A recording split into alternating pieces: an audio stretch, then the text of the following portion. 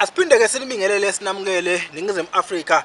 Nina bakanodumehlezi kamenzi indaba ke yolalelo umuntu omemeza engathi yakhala uyalila. Uthi igulela kadaba lichithekele lichitha ingqele endala. Eyakithi komalandela njengoba ke bengithembisile babukeli bami lapho emakhaya ukuthi ohlelweni lethu sifuna ukwazi namhlanje siphinde futhi sabiza yena ubhuti uMasuku okuyena namhlanje ezokhuluma naye mayana nokubaluleka kwesibongo somuntu ukuthi kubaleke ngani umuntu mangabe ephila azazi isibongo sakhe. Ingane kamkhulu nogogo kahle kahle ngesizulu kuthiwa ingane esuka kanjalo iwumlanjwana.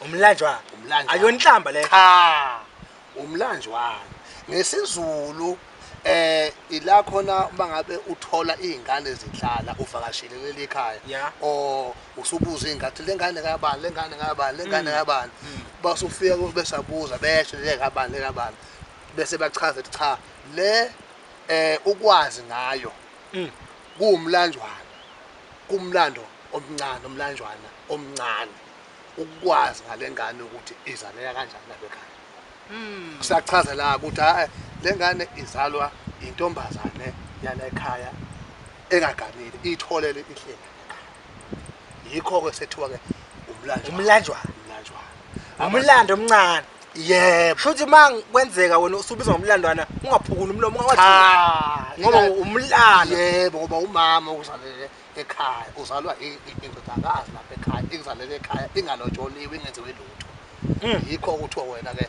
umlanjwana.